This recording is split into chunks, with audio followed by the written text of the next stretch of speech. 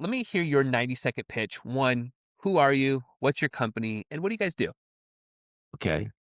Well, myself, I've spent over 30 years as an entrepreneur, primarily building and scaling trading technology companies. And what I've learned over time is how to identify inefficiencies, places where markets should work but don't yet. Hydrogen stood out to me for that exact reason for years. The vehicles exist, the demand is emerging, the policy support is there, but the infrastructure, the thing that actually enables adoption, is missing. The gap is what led me to build Hex. Hexco actually builds hydrogen infrastructure for fleet operators.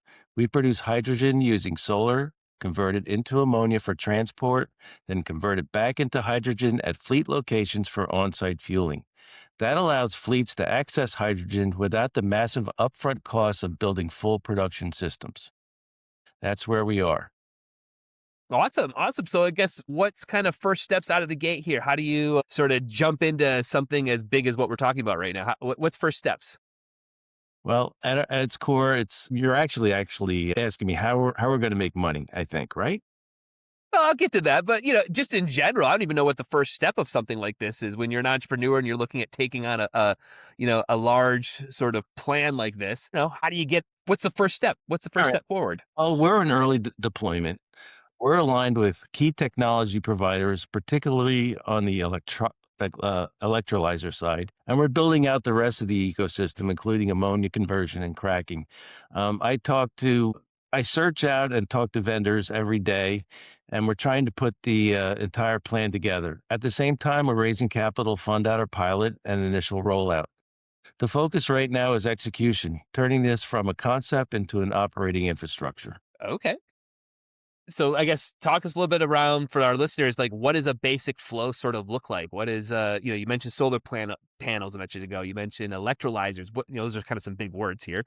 What does that mean for the layman out there? Okay, so everybody should be familiar with solar power, and we use that to generate electricity. Electrolyzers actually take that electricity, DC power, and turn it into hydrogen by breaking apart water. I don't really want to get too much into the technical side of this, but on the basics, electrolyzers crack water into hydrogen and oxygen. Oxygen flows away, hydrogen goes into a storage tank where we then combine it with nitrogen that's in the air and can create ammonia for storage. Hydrogen is really expensive to store where ammonia is not. And the infrastructure for ammonia storage and transportation has been around for ages and ages because of it's used in fertilizer and other fueling infrastructures. And then, so it's easy to transport ammonia. When we transport ammonia to a fueling station, or to a fleet operator, instead of them having to build this whole thing again where they use solar panels or use the electric from the grid to break apart the water into oxygen and hydrogen, we give them a simple system where we just deliver the ammonia cracks back into oxygen, releases the nitrogen back into the air, and they use the hydrogen to fuel their fleet. And there's big advantages to using hydrogen over battery power as far as fleet operators go. Now, for Hexco, is it something that you guys are going to own a piece of some of this, or are you guys trying to own the entire supply chain of it? No, actually, we want to. There's companies out there like Plug Power. They're the big players in this part of the industry. They're mostly on the West Coast. They don't have any East Coast infrastructure. They're mainly their infrastructure is very big. And so what we're trying to do is build to the small and medium size fleet operators that the big where the big guns don't operate in at all. What is a fleet operator, I guess, in all of this? Who would be using this? Is it farms? Is it trucking company? Like, what does a fleet look like? Basically trucking companies that can't Okay. take a lot of downtime for if they were using battery storage, they'd have a lot of recharging time. Batteries weigh a lot, so that takes away from their payloads. Other smaller operators like pharmaceutical companies that have their own fleet of cars that people drive in, then drive their cars out for distribution. There's many, many, many small fleets out there that is used for distribution that's either using fossil fuel right now or starting to switch to EVs. But we know the practicality of hydrogen. Hydrogen has been out there for years. The technology is real. The technology works. And we're not trying to replace. One thing I do want to mention is that we're not trying to replace the battery infrastructure for passenger cars because EVs are very efficient for that. But hydrogen, where it breaks down is hydrogen is much more efficient for fleet operators that can't have the downtime for battery charging, can't have the extra weight storage of batteries, and it's just refueling efficiency and being able to stay on top of your refueling costs. Um, if you're connected to the grid to create hydrogen, that's you're at the demand of the utility company. Right. If you want to put in solar panels to create your hydrogen, then that's a big capital cost that you have to incur. What we're doing is we're incurring that up front, converting it to ammonia, transporting the ammonia to the fleet operator, and then giving him a simple ammonia cracker to get Hmm. to fuel his fleet with hydrogen. Do the vehicles have to be outfitted to handle this type of fuel? Oh yeah, there's hydrogen vehicles out there right now. You got the Toyota Mirai, you got Hyundai Nexo, who we're talking with Hyundai at least once a month. Originally, my idea was to actually go into passenger cars on the East Coast here because the California highway out there, the hydrogen highway, has been deployed and has been utilized by the hydrogen passenger car network for a few years now. They've come up with some refueling bugs, which I thought we could manage and fix here on the East Coast if we started smaller and then built out. But after talking to Hyundai, they have convinced us that going the fleet route here on the East Coast is probably the more effective way of getting started. So, and this is something that you really do kind of see that kind of sounds like almost like a chicken and an egg thing. You need the vehicles, you also need the ability to have fueling stations. You kind of need those both to be happening somewhat simultaneously for there actually to be a real movement push. So is that really what you're kind of saying is like, can you solve that chicken and an egg problem? That's just it. Not only will we be, I call it the food for the chickens, right? You have to give food to the chickens, but you also have to have the chickens to take the food, Right, right. right? Yeah. So we're working with partnerships with local auto dealerships and fleet builders like New Flyer Buses. That's a company, and actually we're in talks with Ford and Hyundai, especially. We're trying to start it with Toyota, but we haven't had any talks with them yet. But I know that they'll be interested once we get some momentum going here. One of the things I saw too that something called I think you guys call it a proton exchange membrane, Yes. PEM. I have no idea what that is from my vantage point. Can you kind of explain what that is and how that fits into the kind of the core technology of your world?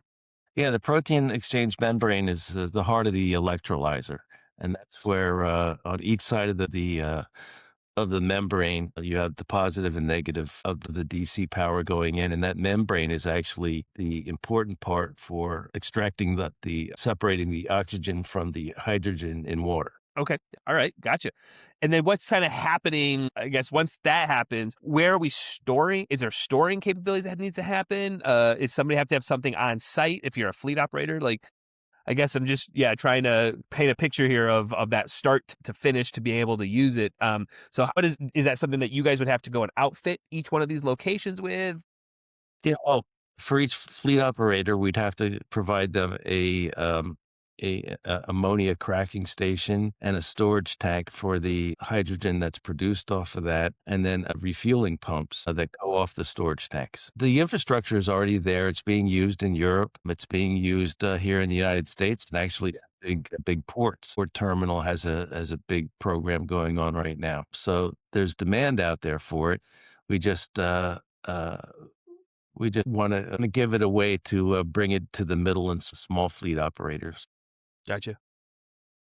What does regulations look like? I mean, obviously, if it's already in New York, I mean, is there any regulation problems or statewide or cities? Well, every state is on our side. In fact, federal and state grants are incentives that we're working on right now to help fund the infrastructure. And we have meetings with the New Jersey Department of Energy, their clean energy program.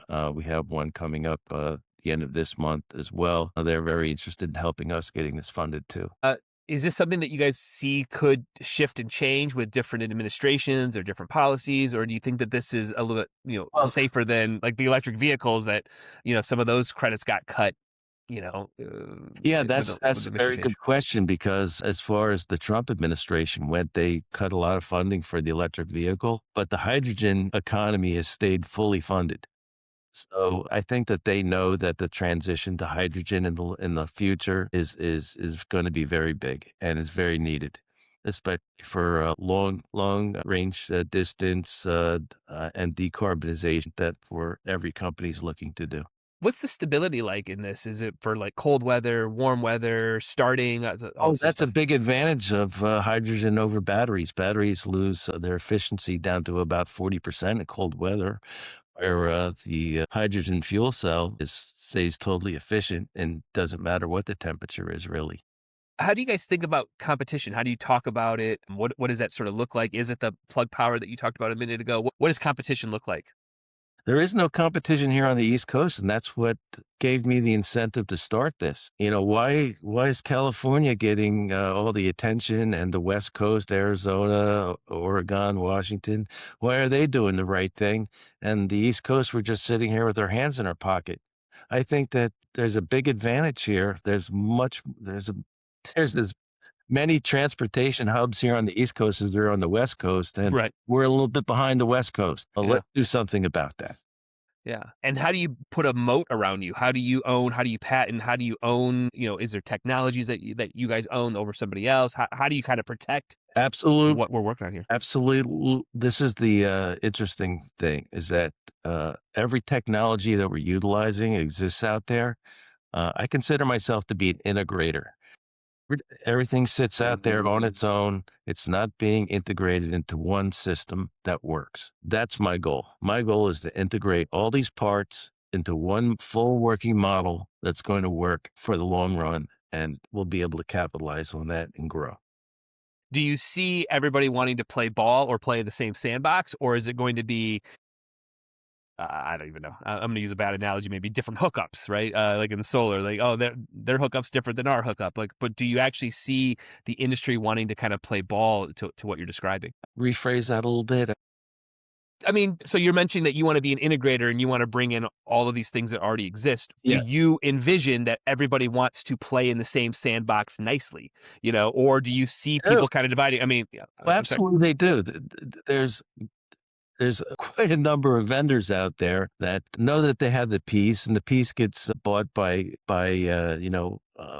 other people that need the piece, but nobody's actually put together all the pieces into one working model like we intend to do. Gotcha. So Well, I guess, yeah. everybody So will play ball because they need the business. sure.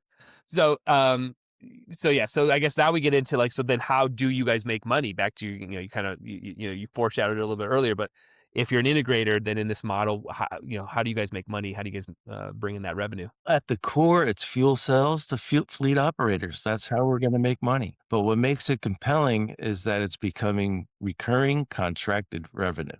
Over time, we layer in infrastructure deployment, long term supply agreements, and energy optimization through integrated solar and storage. It starts simple but scales into a full energy platform. I want to mention not just fuel cells, but there's many, since we're utilizing solar panels, there's quite a big program here, especially in New Jersey, to pay for carbon credits. Now, I have a solar system in my house. It's a small one, it's 35 panels. But, I get anywhere up to $170 a month just on my little system back from the New Jersey programs. Will they shut down? Probably over time, but right now I think that just having the solar panels built in our system will give us enough revenue to keep the business rolling while we build fleet operations. Okay. Okay. Okay. What's the biggest risk then right now that you see, what's keeping you up at night? I think execution and capital efficiency. Infrastructure requires discipline. We're very aware of that. That's why our model is modular. Instead of building massive systems up front, we scale in phases. This reduces risk while still allowing us to capture growth. And that's why we want to start small and grow from there. Okay. All right. So for our listeners out there, they want to learn a little bit more. Where should we send people? Where should people dive into your world? Best place to start is hexco.co. We break down exactly how the model works and what we're building. For those interested in following or participating, our current offering is available through our platform link on the site. But really, start with understanding the model. That's where it clicks. Awesome. All right. For all our listeners out there, I'll have all the links in the show notes. But Douglas, I appreciate you taking time out of your day. I'll let you get back to it. Got a lot of plates spinning there, and jump back into it. And again, like I said, for all our listeners out there, go click on the links in the show notes and go check out what Douglas is working on. Thanks so much for your time, Douglas. Jeff, thank you so much for having me on, and I appreciate all that you're doing. Awesome. Thanks so much.